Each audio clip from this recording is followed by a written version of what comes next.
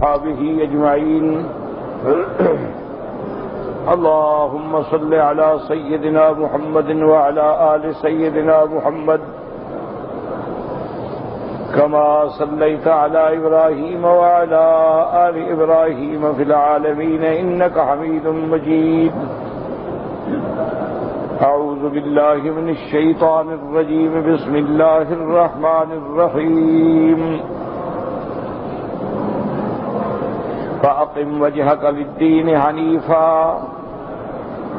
فطرة الله التي فطر الناس عليها لا تبديل لخلق الله ذلك الدين القيم ولكن أكثر الناس لا يعلمون. منيبين إليه واتقوه وأقيموا الصلاة ولا تكونوا من المشركين من الذين فرقوا دينهم وكانوا شيعا كل حزب بما لديهم فرحون. قال المؤلف والمفسر رحمه الله تعالى: أدام النفع بعلومه وعلومكم في الدارين آمين. إلى أن قال: وقوله تعالى: لا تبديل لخلق الله. قال بعضهم معناه: لا تبدلوا خلق الله فتغيروا الناس عن فطرتهم التي فطرهم الله عليها،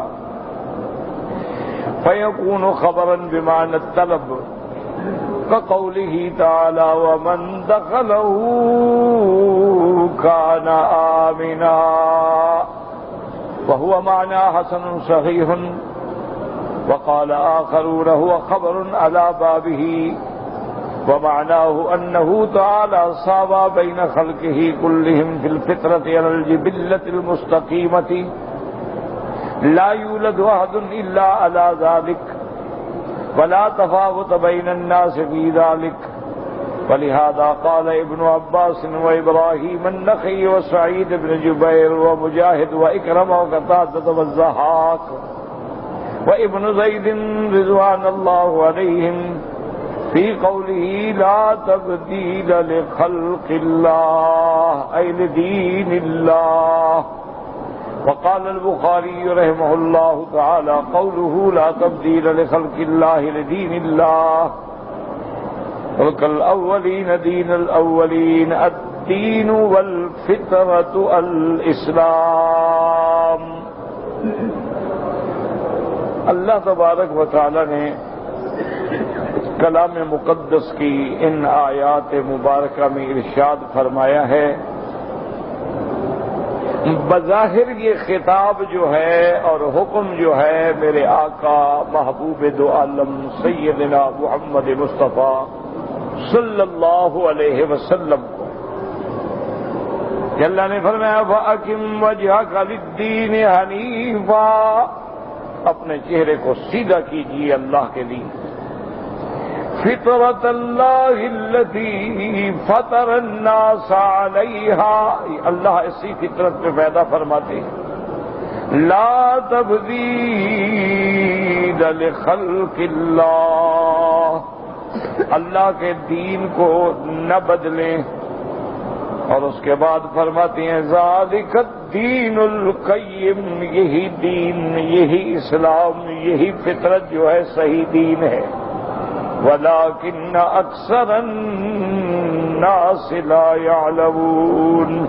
مُنِيبِينَ إِلَيْهِ وَاتَّقُوا، اسی کی طرف توجہ کریں، اسی سے ڈریں. وَأَقِيمُوا الصَّلَاةَ، نماز قائم کریں. وَلَا تَكُونُوا مِنَ الْمُشْرِكِينَ، اور نہ ہوں شرک کرنے والوں میں. مِنَ الَّذِينَ فَرَّقُوا دِينَهُمْ وَكَانُوا شِيَعًا، مشرکین وہ لوگ ہیں جنہوں نے اپنے دین کو ٹکڑے ٹکڑے کر ڈالا، اور وہ ہیں جماعتیں. کل حزب بما لدیہم فرحون، اور ہر جماعت جو ہے اپنے طریقے پہ خوش ہے. اب سمجھیں ان آیات میں جو مسئلہ ہے، ایک تو یہ سمجھیں کہ فطرت سے مراد کیا ہے۔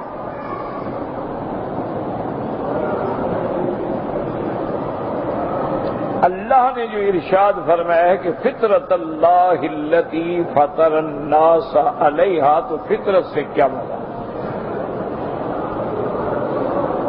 اس میں بعض اسلاف رضوان اللہ علیہم اجمعین فرماتے ہیں کہ فطرت سے مراد ہے اسلام،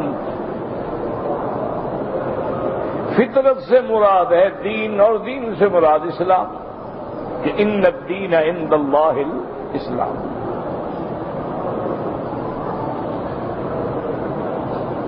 اور دوسرا قول اس میں یہ ہے کہ فطرت سے مراد ہے استعداد قبولیت حق۔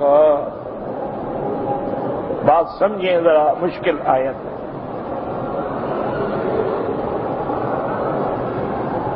ایک قول یہ ہوا کہ فطرت سے مراد کیا ہے؟ اسلام، دین اسلام۔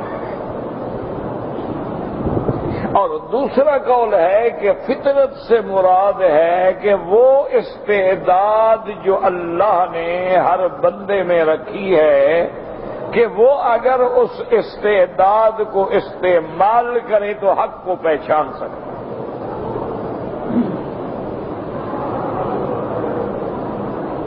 اب اگر ہم یہ لیں کہ فطرت سے مراد دین اسلام ہے،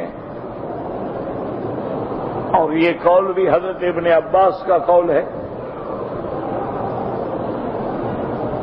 رضی اللہ تعالیٰ عنہ، ان کے بعد حضرت اکرمہ ہیں، حضرت مجاہد ہیں، حضرت قتادہ ہیں، یعنی ان کے تلامذہ خاص، وہ سب فرماتے ہیں کہ فطرت سے مراد دین اسلام۔ اور آخر میں پھر امام بخاری رحمت اللہ علیہ بھی یہی فرماتے ہیں کہ فطرت سے مراد دین اسلام۔ لیکن اب مشکل کیا ہے وہ سمجھیں۔ مشکل یہ ہے کہ اگر فطرت سے مراد دین اسلام ہے تو آگے اللہ فرماتے ہیں کہ لا تبدیل لخلق اللہ، اللہ تبارک و تعالیٰ کی اس فطرت کو بدلا نہیں جا سکتا۔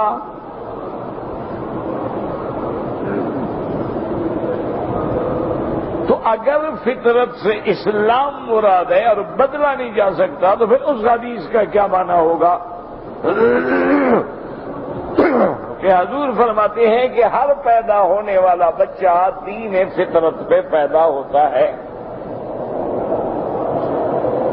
فَأَبَوَاهُ يُهَوِّدَانِهِ، اس کے ماں باپ اس کو یہودی بنا دیتے ہیں، نصرانی بنا دیتے ہیں، مجوسی بنا دیتے ہیں، تو مانا فطرت تبدیل ہو گئی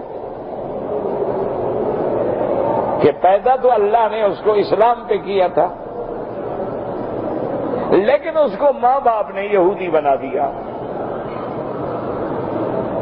اور ماں باپ نے نصرانی بنا دیا، تو پھر وہ تبدیل ہو گئی۔ تو لا تبدیل علی خلق اللہ کا کیا معنی ہوگا؟ اس لیے یہ آیت مشکل ہے کہ بھی ایک تو اس حدیث سے تعارض ہے، اور دوسرا جو واقعہ ہے، اللہ نے قرآن مقدس میں ذکر فرمایا ہے سیدنا موسیٰ علیہ السلام اور حضرت خضر علیہ السلام کا، کہ سیدنا موسیٰ علیہ السلام اور خضر علیہ السلام جا رہے تھے، آگے ایک بچہ کھیل رہا تھا، فانطلقا حتى اذا لقيا غلاما فقتله، حضرت خضر علیہ السلام نے اس لڑکے کو قتل کر دیا۔ تو موسیٰ علیہ السلام تو ناراض ہو گیا، قتلت نفسا، کہ خضر یہ تم نے کیا کیا ہے، ایک انسان کو بے گناہ قتل کر دیا۔ تو بعد میں حضرت خضر علیہ السلام نے ان کو بتلایا کہ اما الغلام فکان ابواہ مؤمنین، کہ اس غلام لڑکے کے جو والدین ہیں وہ تو ایمان والے تھے، لیکن یہ لڑکا جو ہے فطرت اسلام پہ پیدا نہیں ہوا، یہ کافر ہے۔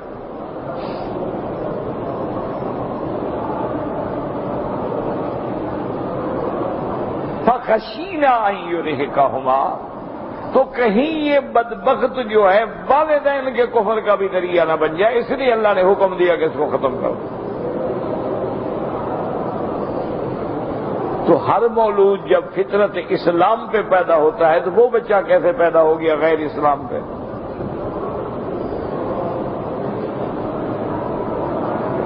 یہ مشکل ہے حدیث میں، وہ بھی قرآن ہے۔ اسی طرح ایک فقہائے کرام کا فیصلہ ہے کہ بالغ ہونے سے پہلے چاہے معاملہ اللہ کے سپرد ہے، کیونکہ مسئلہ ہے نا کہ جو بچے نابالغ مر جائیں گے وہ کدھر جائیں گے؟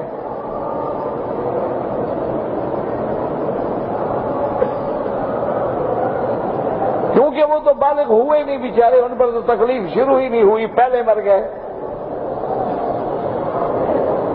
تو اس لیے بعض علماء کہتے ہیں کہ وہ بچے، ان کا کوئی گناہ نہیں، انہوں نے کفر نہیں کیا، سب جنت میں جائیں۔ بعض علماء فرماتے ہیں کہ وہ اپنے ماں باپ کے تابع ہیں، اور بعض علماء فرماتے ہیں کہ ان کے معاملے میں توقف کرو، اللہ کی مرضی ہے، اللہ جو چاہیں فرما دیں۔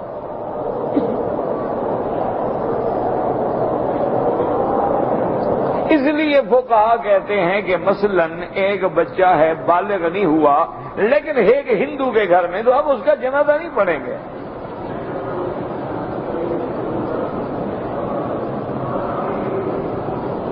اس کو وہی معاملہ ہوگا جو ہندوؤں کا ہے۔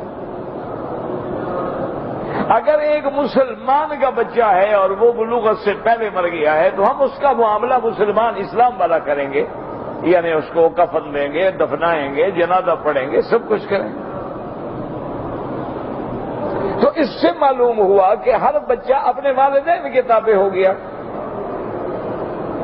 والدین کافر تو گویا بچہ بھی کافر، والدین مسلمان تو بچہ بھی مسلمان۔ تو پھر یہ کیسے ہوا کہ ہر آدمی دین اسلام پہ پیدا ہوا ہے اور اس کو کوئی تبدیل بھی نہیں کر سکتا؟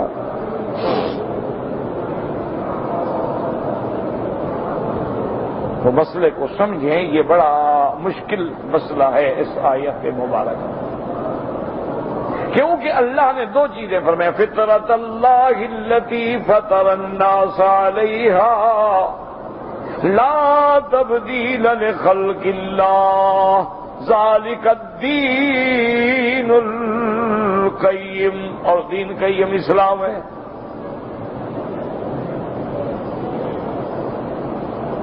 تو اس لیے بعض علماء فرماتے ہیں کہ بھئی یہ خبر ہے بظاہر لیکن منع امر میں ہے کہ بھئی تم اس کی دین فطرت کو تبدیل کرنے کی کوشش نہ کرو۔ جب اللہ نے اس کو دین فطرت پہ پیدا کیا اس کو رہنے دو، اس کو تبدیل کرنے کی کوشش نہ کرو۔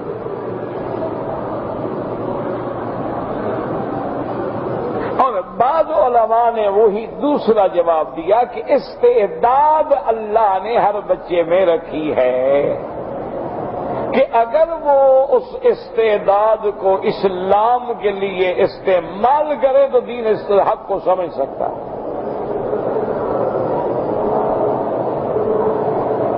یعنی اگر ایک بچہ ہے اس کو آپ بالکل علیحدہ پہاڑوں کی چوٹیوں پہ بٹھا دیں اور کوئی بندہ بھی نہ ملے، آسمانوں کو دیکھے گا، پہاڑوں کو دیکھے گا، زمین کو دیکھے گا تو اللہ کو تو پہچانے گا۔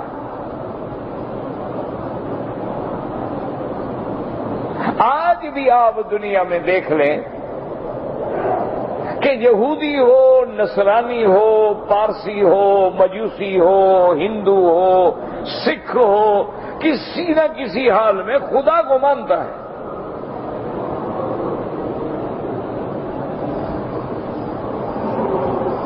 کسی نہ کسی حال میں خدا کو مانتے ہیں، حتیٰ کہ ہندو بھی ہیں وہ بھی کہتے ہیں کہ یہ دیوی دیوتا اصل تو بھگوان ہے۔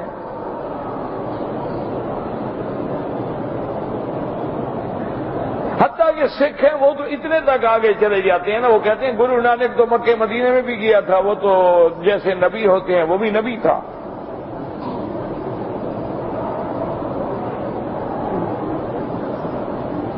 اسی طرح یہودی خدا کو مانتا ہے، نصرانی خدا کو مانتا ہے، حتیٰ کہ مشرکین مکہ بھی خدا کو مانتے ہیں، خدا کو نہ مانتے تو کعبہ بناتے ہیں اور لبیک اللہم لبیک کہتے ہیں۔ تو معنی یہ ہوا کہ ہر بندے میں یہ استعداد موجود ہے کہ اگر وہ دین حق کو تلاش کرنا چاہے تو پہنچ سکتا ہے، اور بندہ چاہے کافر ہو جائے وہ استعداد ختم نہیں ہوتی۔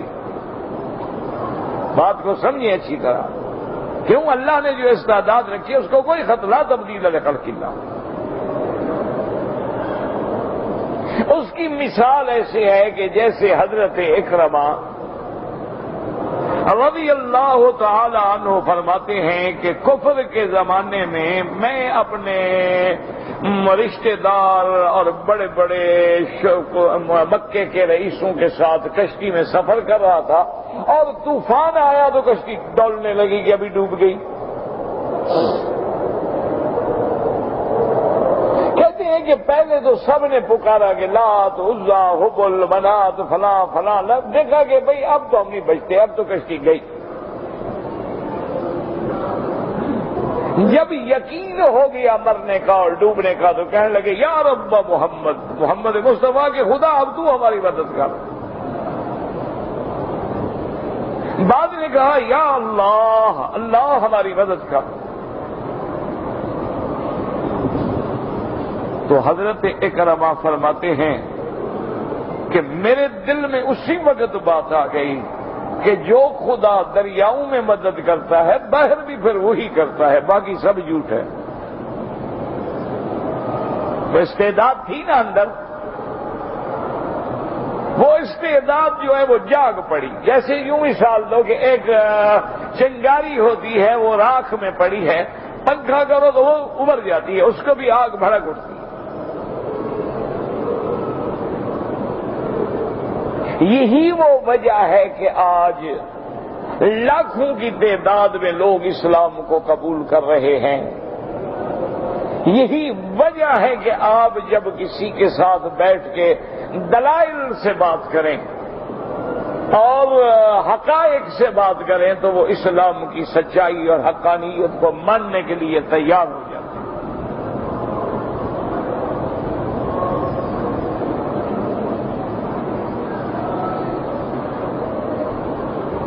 تو اس لیے اب آپ دیکھیں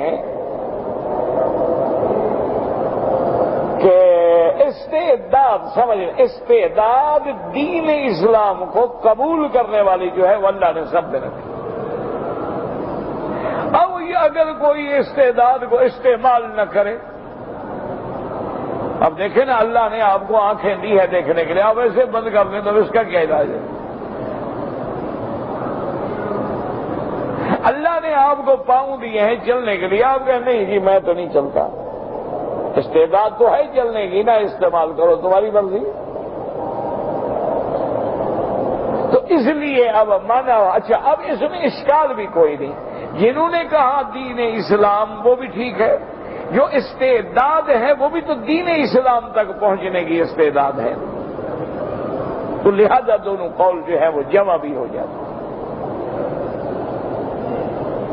اور اس سے ہمیں یہ بھی سبق ملتا ہے کہ اگر کوئی انسان دین پہ ہے، اسلام پہ ہے، تو اس کو بگاڑنے کی کوشش نہ کرو۔ ایک آدمی نمازی ہے تم بے نماز بنا رہے ہو، ایک آدمی باحیا ہے تم بے حیا بنا رہے ہو، ایک آدمی حلال کھاتا ہے تم حرام پہ لگا رہے ہو، روزانہ اس کو جا کے باقاعدہ بریف کرتے ہو کہ میاں کب تک نوکری کرو گے، کہاں پیسے اکٹھے ہوتے ہیں، ایک دفعہ ہیروئن کا پھیرا لگاؤ کروڑوں بن جائے۔ تو یہ تم بدل رہے ہو اس کو،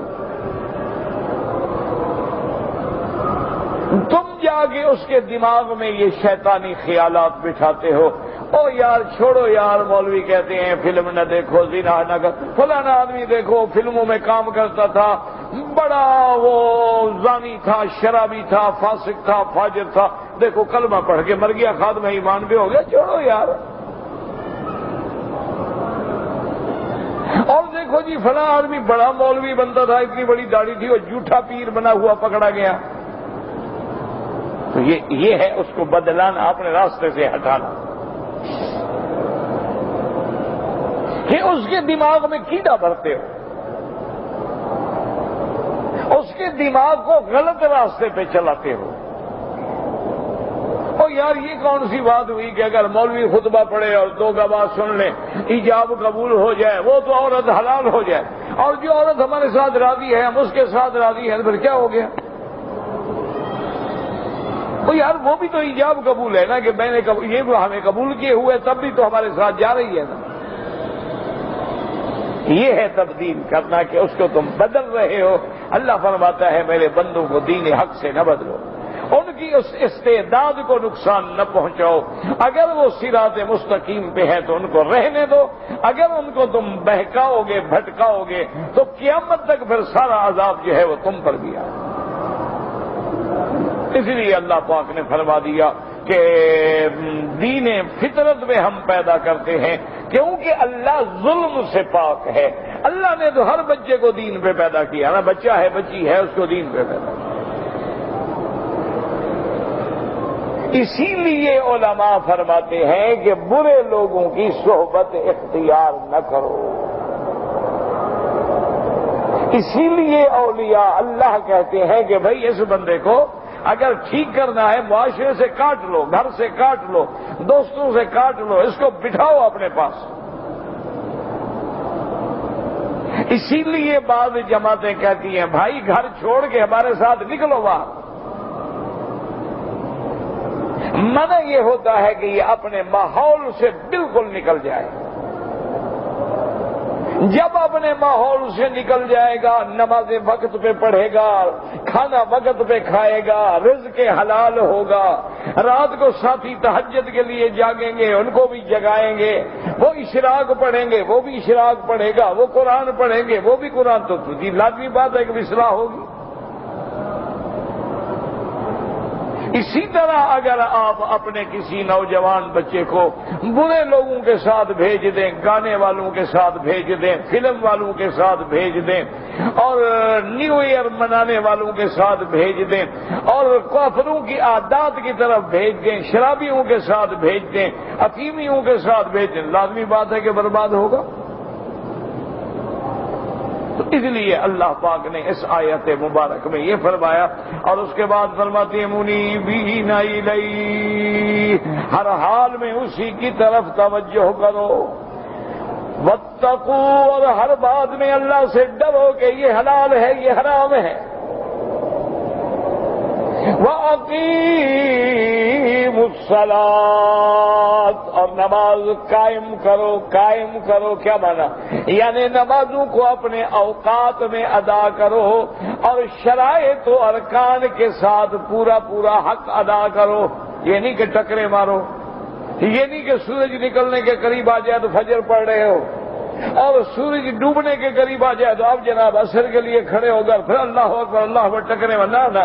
اقیموا الصلاۃ، جہاں بھی اللہ نے فرمایا یہی حکم دیا کہ نماز قائم کرو۔ یقیمون الصلاۃ، کہیں فرمایا اقیم الصلاۃ لدلوک الشمس الی غسق اللیل، تو نماز قائم کرنے کا معنی کیا ہے؟ اداؤہا فی اوقاتہا بشروطہا و ارکانہا، کہ ہر نماز کو اس کے وقت پہ ادا کرو، اور اس کے فرائض واجبات سنن مستحبات کا پورا پورا خیال کرو۔ ولا تکونوا من المشرکین، اللہ نے فرمایا تم نماز قائم کرو، دین فطرت پہ رہو، دین اسلام پہ رہو، اللہ کی طرف توجہ رکھو، اللہ سے ڈرتے رہو، شرک والوں کے ساتھ نہ ہو جاؤ، کیونکہ مشرکوں کا حال یہ ہے من الذین فرقوا دینہم وکانوا شیعا۔ یاد رکھو اس کے دو ترجمے ہیں۔ من الذین فرقوا دینہم وکانوا شیعا، یعنی وہ لوگ جنہوں نے دین کو چھوڑ دیا، دین سے فرقت اختیار کر لی، دین اسلام سے دور ہو کے مشرک بن گئے۔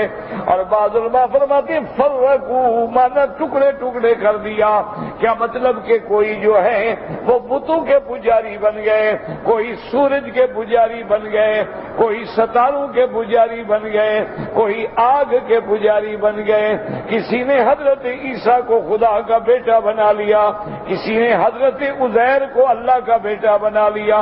من الذین فرقوا دینہم وکانوا شیعا، شیعہ کا معنی ہوتا ہے جماعت، ایسی جماعت جو کسی ایک طریقے پہ چلنے والی ہو، اس کو کہتی ہیں یہ شیعہ، یہ شیعہ، یہ شیعہ۔ اسی لیے کہتے ہیں شیعان علی، حضرت علی کی اتباع کرنے والے۔ تو یہاں بھی شیعہ سے مراد جماعت ہے، فرقہ ہے۔ من الذین فرقوا دینہم وکانوا شیعا کل حزب بما لدیہم فرحون۔ اللہ فرماتا ہے پھر ہر جماعت نے جو جو رنگ اختیار کیا ہے اسی پہ خوش ہے۔ جو بت پرست ہیں وہ بت پرستی پہ خوش ہیں، جو قبر پرست ہیں وہ قبر پرستی پہ خوش ہیں، جو اہل بدعت ہیں وہ بدعات میں خوش ہیں، جو دین قویم پہ چلنے والے وہ صحیح دین پہ قائم ہیں۔ کل حزب بما لدیہم فرحون۔ اور پھر ہر جماعت جو ہے وہ صحیح بات سننے کے لیے بھی تیار نہیں ہوتی، وہ اپنے باطل طریقے کو چھوڑنے کے لیے بھی تیار نہیں ہوتی، کیونکہ وہ جس طریقے پہ چل رہا ہے اسی پہ خوش ہے۔ اسی لیے علماء کہتے ہیں یاد رکھو کہ بڑے سے بڑا گناہگار ہو کبھی نہ کبھی اللہ توفیق دے تو توبہ کر لیتا ہے۔ شرابی ہے، زانی ہے، ڈاکو ہے، قاتل ہے، کتنا بڑا گناہگار ہے لیکن کبھی نہ کبھی توبہ کرتا ہے۔ لیکن وہ کہتی ہیں کہ اہل بدعت جو ہیں وہ توبہ نہیں کرتے، توبہ کی امید بھی نہیں۔ وجہ یہ ہے کہ گناہ کرنے والا اس کام کو اچھا نہیں سمجھتا۔ دیکھو نا شرابی ہے، جب نشہ ٹوٹ جائے ہوش میں ہو کہو یار یہ کیا کرے، کہتے یار باقی عذاب ہے، دعا کرو اللہ مجھے بچا لے، بس میں عذاب میں مبتلا ہو گیا۔ چور ہے، قاتل ہے، ڈاکو ہے، علیحدہ ہو، آرام سے بیٹھا ہو، دماغ ٹھکانہ، کہتے بھائی کیا کریں بس پھنس گئے۔ ایک قتل کیا تب بھی پھانسی چڑھنا ہے، دو کیے تب بھی پھانسی چڑھنا ہے، تو اب پھر ٹھیک ہے۔ لیکن وہ بھی چاہتے ہیں کہ دعا کرو اللہ ہمیں ہدایت دے۔ اہل بدعت سے توبہ کی امید کیوں نہیں ہوتی کہ وہ جو کچھ کر رہے ہیں اس کو دین سمجھا ہوا ہے، دین سے کیسے توبہ کریں؟ کوئی دین چھوڑتا ہے؟ وہ جو کر رہے ہیں وہ کہتے ہیں دین ہے، ہم تو اللہ رسول کی محبت میں کر رہے ہیں، یہ تو طریقہ ہے بھئی ہمارا اللہ رسول کے ساتھ اظہار عقیدت ہے۔ تو جب وہ دین سمجھا ہوا ہے تو کیسے توبہ کریں؟ اللہ جس کو اللہ چاہے تو ہدایت دے دے۔ تو اس لیے اللہ تبارک و تعالیٰ فرماتی ہیں کہ شرک سے بچو، کیونکہ سب سے بڑی بیماری یہ ہے کہ آدمی اللہ کا شریک بنا لے۔ اور اس کے بعد مشرکین کا یہ عالم ہے کہ وہ شرک کے باوجود بھی ٹکڑے ٹکڑے ہو گئے، ٹکڑے ٹکڑے میں تقسیم ہو گئے۔ اس لیے فرماتی ہیں مفسر رحمت اللہ علیہ لا تبدیل لخلق اللہ قال بعضهم لا تبدلوا خلق اللہ وتغيروا الناس عن فطرتهم التي فطر اللہ علیہا۔ بعض علماء فرماتی ہیں کہ اللہ نے جس بات پہ پیدا کیا ان کو نہ ہٹاؤ، ان کو نہ بدلو، ان کو دین اسلام سے نہ پھیرو، یعنی خبر ہے لیکن معنی حکم امر کا ہے۔ جیسے اللہ پاک کہتے ہیں من دخلہ کان آمنا، وہاں بھی خبر ہے لیکن معنی طلب میں ہے۔ بعض مفسرین فرماتی ہے کہ نہ، یہاں امر کا معنی نہیں بلکہ خبر اپنے باپ پر ہے۔ اللہ پاک کا معنی فرمان کا مطلب یہ ہے کہ اللہ نے اپنی مخلوق میں سب کو برابر پیدا کیا ہے، سب کو فطرت پہ پیدا کیا ہے، سب کو صراط مستقیم پہ پیدا کیا ہے۔ کوئی بچہ جب پیدا ہوتا ہے تو دین افات پہ پیدا ہوتا ہے۔ اللہ کے نزدیک بندو میں کوئی فرق نہیں، چاہے ہندو کے گھر میں پیدا ہو، سکھ کے گھر میں پیدا ہو، یہودی کے گھر میں پیدا ہو، اس کے اندر وہ دین اسلام ہے، وہ استعداد ہے قبول حق کرنے کی۔ لہذا اسی لیے حضرت ابن عباس، حضرت ابراہیم النخعی المفسرین فرماتے ہیں لا تبدیل لخلق اللہ این دین اللہ۔ اور امام بخاری بھی رحمت اللہ علیہ یہی فرماتی ہیں لا تبدیل لخلق اللہ بنا للدین اللہ۔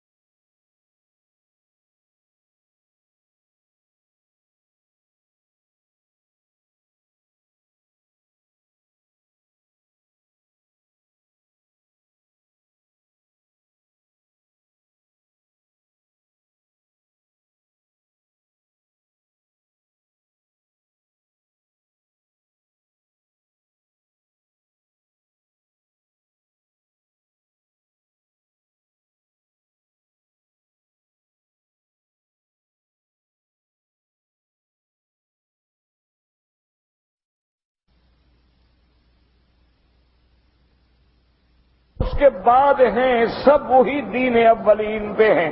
اور دین سے مراد کیا ہے؟ دین، فطرت، اسلام ایک چیز ہے. اس لیے ایک حدیث مبارک میں آتا ہے حدثنا عبدان قال اخبرنا عبد الله قال اخبرنا يونس عن الزهري قال اخبرني ابو سلمة بن عبد الرحمن ان ابا هريرة رضي الله تعالى عنه قال قال رسول الله صلى الله عليه وسلم ما من مولود يولد الا على الفطرة فأبواه يهودانه أو ينصرانه أو يمجسانه كما تنتج البهيمة بهيمة جمعا هل تحسون فيها من جدعا ثم يقول فطرة الله التي فطر الناس عليها لا تبديل لخلق الله ذلك الدين القيم.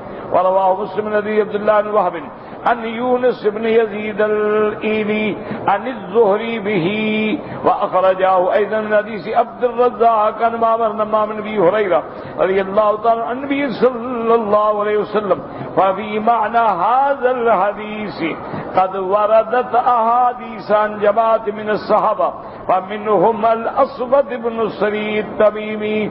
اس حدیث پاک میں آتا ہے کہ حضرت ابی ہریرہ رضی اللہ تعالیٰ عنہ فرماتے ہیں کہ اللہ کے نبی نے فرمایا، حضور پاک نے فرمایا، ما من مولود یولد الا علی الفطرۃ، ہر بچہ پیدا ہونے والا دین اسلام، دین فطرت پہ پیدا ہوتا ہے. فابواہ، آگے ماحول یہودیوں کا ہے تو ماں باپ یہودی بنا دیتے ہیں، نصرانیوں کا ہے تو نصرانی بنا دیتے ہیں، مجوسیوں کا ہے تو مجوسی بنا دیتے ہیں. آپ نے مثال دی کہ جیسے دیکھو کوئی جانور ہے، اس کا بچہ سالم پیدا ہوتا ہے تو اس میں کوئی کان کٹا نہیں ہوتا ہے. اسی طرح ہر پیدا ہونے والا بچہ دین اسلام پہ پیدا ہوتا ہے. جیسے جانوروں کے بچے پیدا ہوتے ہیں پھر لوگ اس کو نشان لگا دیتے ہیں، کوئی اس کے کان کاٹ ڈالتے ہیں، کوئی اس کو خصی بناتے ہیں، کوئی اس کی کوئی چیزیں اختیار کرتے ہیں. تو اسی طرح اللہ نے تو ہر مولود کو دین اسلام پہ پیدا کیا، دین فطرت پہ پیدا کیا. آگے باپ جو ہیں اس کو گمراہ کرتے ہیں. قال الامام احمد حدثنا اسماعیل قال حدثنا یونس بن صدر سرین قال اتیت رسول اللہ صلی اللہ علیہ وسلم وغزوت معه فاصبت ظفرا فقاتل الناس يوم الدين قتل الولدان فبلغ ذلك رسول الله صلی اللہ علیہ وسلم قال ما بال اقوام جاوزهم القتل اليوم قتل ذريته فقال يا رجل يا رسول الله اما هم ابناء المشركين فقال لا انما خياركم ابناء المشركين ثم قال لا تقتلوا ذرية وقال كل نسمة تولد على الفطرة حتى يهرب عنها لسانها فأبواها يهودانها أو ينصرانها. ورواه النسائي في كتاب السير عن زياد بن أيوب بن هشام بن يونس وهو ابن عبيد عن الحسن البصري به.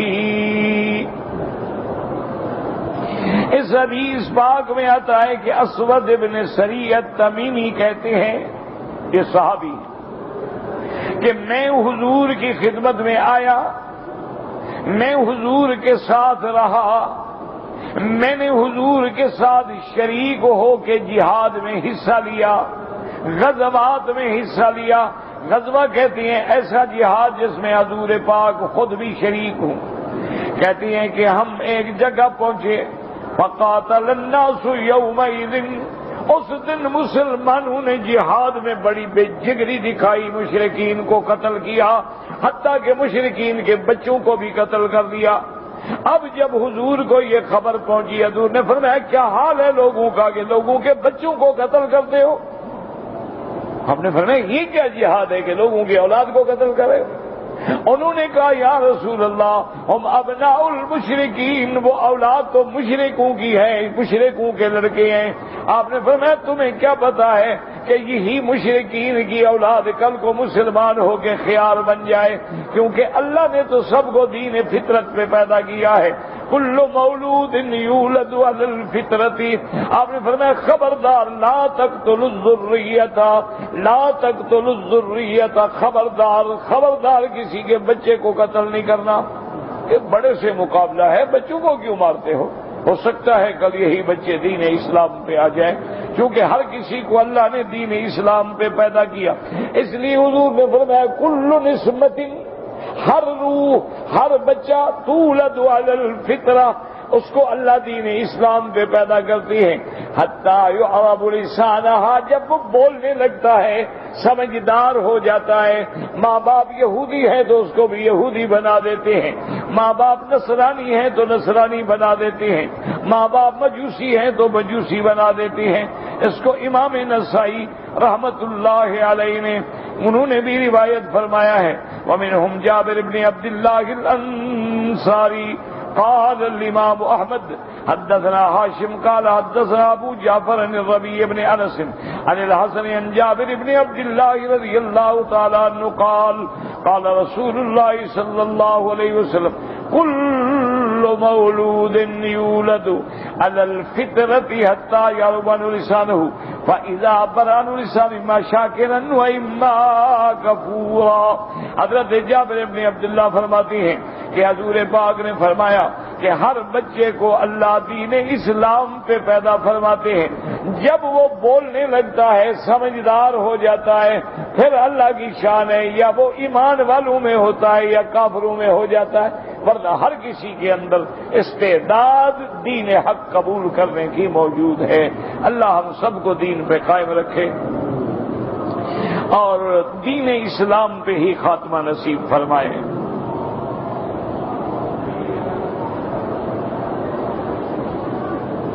کہتے میری والدہ بیمار ہیں، اللہ ہر بیمار کو شفا دے، ہر بیمار کے لیے دعا کیا کریں۔ جب آدمی یاد رکھو کہ تمام دنیا کے بیماروں کے لیے دعا مانگتا ہے تو اللہ کی رحمت جوش میں آتی ہے کہ دیکھو میرا بندہ ہے، ایک کے لیے نہیں مانگ رہا، سب کے لیے مانگ رہا ہے، میں تو ارحم الراحمین ہوں، پھر میں کیوں نہ کرم فرماؤں۔ اس لیے آپ دیکھیں نا کہ جتنی دعائیں ہیں اس میں جمع کا صیغہ ہوتا ہے، اللہم اغفر لجمیع المسلمین والمسلمات والمؤمنین والمؤمنات الاحیاء منہم والاموات۔ تو اکثر صیغے جو ہیں ربنا آتنا فی الدنیا، ربنا ظلمنا انفسنا، ربنا لا تؤاخذنا ان نسینا، تو اس کی حکمت یہی ہے کہ جب بندہ عاجز اللہ کی ساری مخلوق کے لیے، حضور کی امت کے لیے دعا مانگتا ہے، تمام بیماروں کے لیے مانگتا ہے، تو اللہ اس کے بیماروں پہ رحم فرما دیتے ہیں۔ کہتے ہیں جی کہ جب عیسیٰ علیہ السلام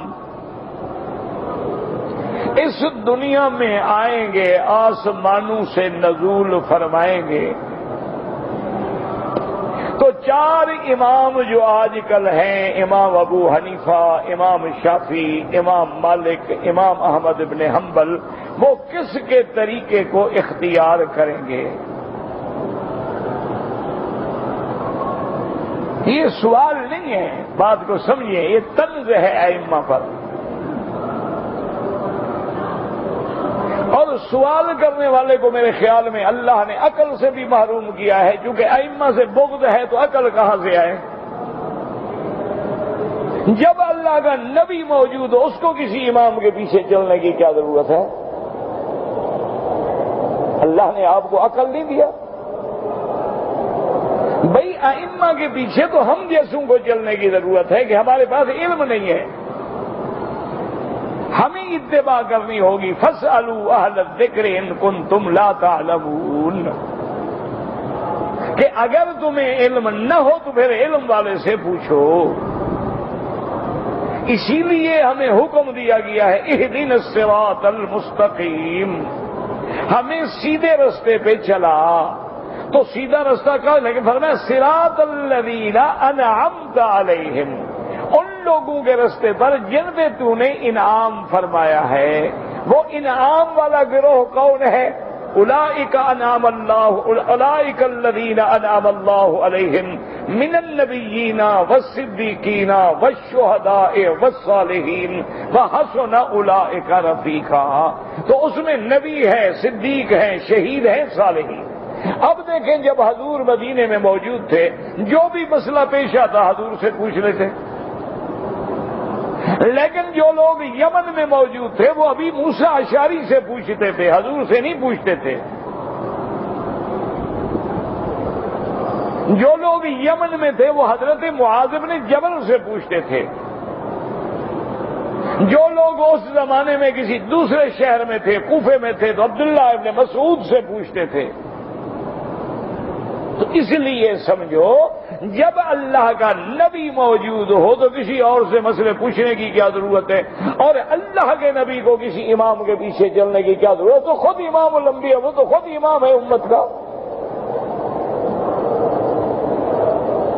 تو انسان کو اتنا تعصب نہ کیا کرے ائمہ کے ساتھ. اللہ سب کو ہدایت دے اور اللہ ہمارے دلوں سے بغض، عناد اور یہ کدورتیں جو ہیں وہ دور فرما دے. یاد رکھو ان ائمہ کا کچھ نہیں بگڑے گا، تیرا اپنا نقصان ہو جائے گا. وہ تو اللہ کو پیارے ہو گئے، دین کی خدمت کی چلے گئے. آج اگر کوئی آدمی حضرت ابو بکر کو گالی دے گا تو حضرت ابو بکر کا کیا بگاڑے گا؟ آج اگر کوئی آدمی حضرت عمر، حضرت عثمان، حضرت علی، حسنین کریمین، بی بی عائشہ صدیقہ، ازواج محمد مصطفیٰ، ان کے نعوذ باللہ بغض رکھے گا، ان کا کیا بگڑے گا؟ بگڑے گا تو تمہارا بگڑے گا، ان کا تو کچھ ہی نہیں بگڑے گا.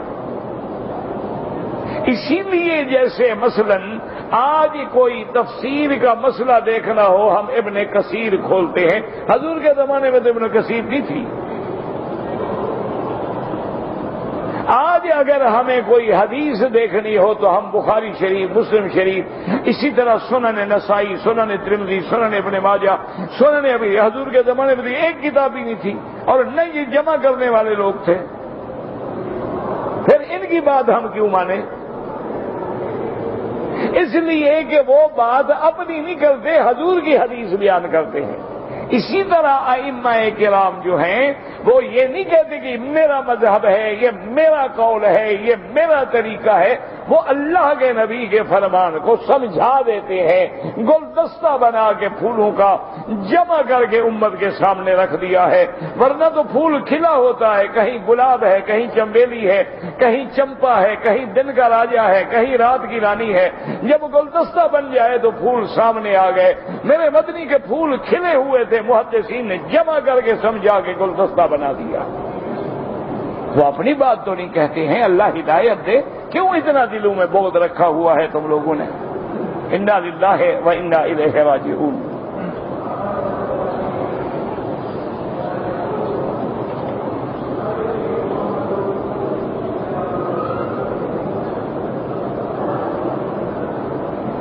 کہتے ہیں جی کہ جہاں پر جو قرآن مقدس پاک کا اردو ترجمہ ہے مولانا عبد الوحید خان صاحب کا، مولانا محمد جوناگڑھی کا، سب ٹھیک ہے. ہم تو کسی پہ اعتراض نہیں کرتے. اللہ ہمیں اعتراض سے بچائے، اللہ ہمیں بے ادبی سے بچائے. اگر ہم شیخ الہند رحمت اللہ علیہ کے ترجمے کو صحیح سمجھتے ہیں، ان کو بھی صحیح سمجھتے ہیں. ہمارے دلوں میں تو اللہ کا شکر ہے کوئی بغض نہیں ہے. ہم نے تو کبھی الحمدللہ اپنے دلوں میں یہ قدورت رکھی ہی نہیں ہے. لیکن یاد رکھنا اصولی سی بات ہے کہ اگر تم نے دیکھنا ہے، اب دیکھیں نواب صدیق حسن خان جو بہت بڑے نواب بھی تھے، عالم بھی تھے اور اہل حدیث علماء کے بہت بڑے ستون تھے. ان کی کتابیں پڑھیں، انہوں نے کیا لکھا ہے ائمہ کے بارے میں.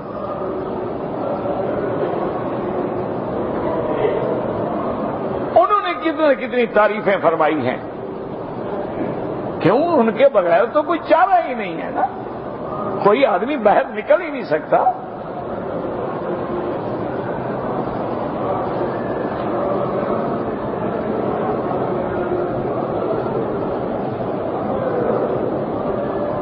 کہتے جی کہ ہم 40-50 آدمی تھے زیارت کے لیے عرفات میں گئے، وہاں نماز عصر کا وقت ہوا، ہم نے جماعت کی، نماز پڑھی، تکبیر تو کہی لیکن اذان نہیں کہی، کوئی حرج نہیں، نماز آپ کی ہو گئی، لیکن آپ کو اذان بھی کہنا چاہیے تھی۔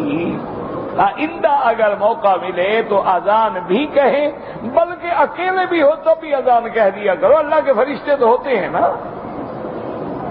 اللہ کی مخلوق ہمیں نظر نہ آئے لیکن مخلوق تو ہوتی ہے ہر جگہ۔ تو بہرحال تمہیں اذان کہنی چاہیے تھی، لیکن عرفات میں بھی ماشاءاللہ مسجد ہے اور میرا خیال ہے وہاں بھی نماز ہوتی ہے، تو لازمی بات ہے کہ اذان بھی ہوئی ہوگی۔ تو اگر آپ نے تکبیر کے ساتھ پڑھی ہے، نماز آپ کی ہو گئی، لیکن آئندہ احتیاط کریں۔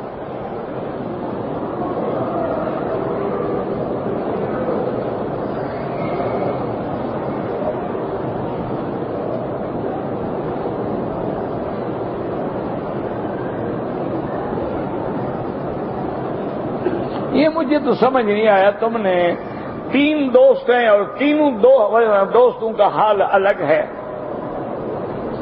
حج کی نیت سے 5 ذی الحجہ کو جدے سے مکہ میں آ گیا بغیر احرام، 8 ذی الحجہ کو احرام باندھ کے مینا چلا گیا، اس نے حج کیا، اس کو احرام جدے سے باندھنا چاہیے تھا، اس نے جدے سے نہیں باندھا تو حد حرم سے باہر نکل کے باندھتا، نہیں باندھا دم پڑ گئی۔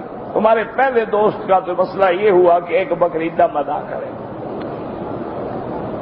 اچھا، دوسرا دوست جو ہے تمہارا، وہ جدہ سے احرام باندھ کے آیا، طواف کیا، صفا مروہ کیا، سر مڈوایا، پھر 8 ذی الحجہ کو احرام باندھ کے مینا روانہ ہوا، ٹھیک ہے، یعنی اس نے عمرہ بھی کر لیا پھر حج کا بھی احرام باندھ لیا، اس پہ تو کوئی بات نہیں۔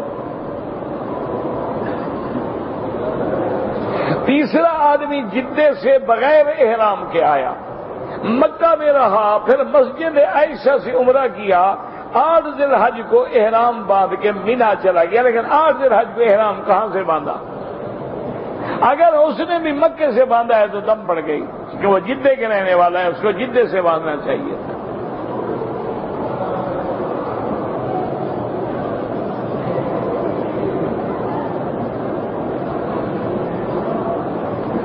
کہتے جی کہ ہمارے والدین کی زمین ہے کوئی 2.5 ایکڑ کے قریب، کیا اس سے بھی ہم زکوٰۃ دیں گے؟ جو آمدنی ہوگی زکوٰۃ دو، یا جو نکلے عشر ادا کرو، وہ تو کرنا ہے نا۔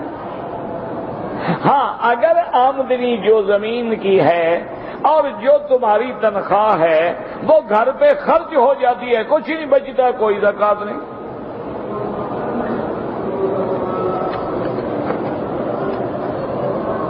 پیر کے دن کی کیا اہمیت ہے؟ سارے دن شان والے ہیں، لیکن پیر کے دن علماء نے فرمایا کہ حضور صلی اللہ علیہ وسلم کی ولادت ہے، اور پیر کے دن اور خمیس کے دن کا حضور پاک نے روزہ رکھنے کا حکم دیا ہے، سنت ہے، تو لازمی بات ہے کہ فضیلت ہے۔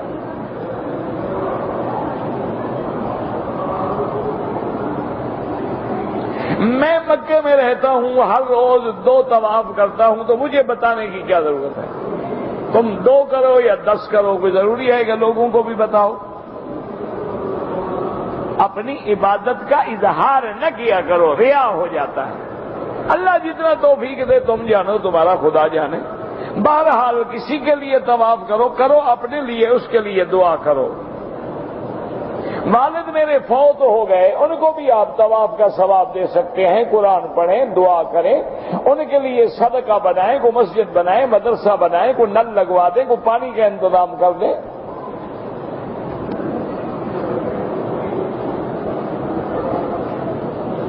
طائف سے ایک آدمی نے آ گیا اور عرفات میں آ کے احرام باندھا، بالکل غلط ہے،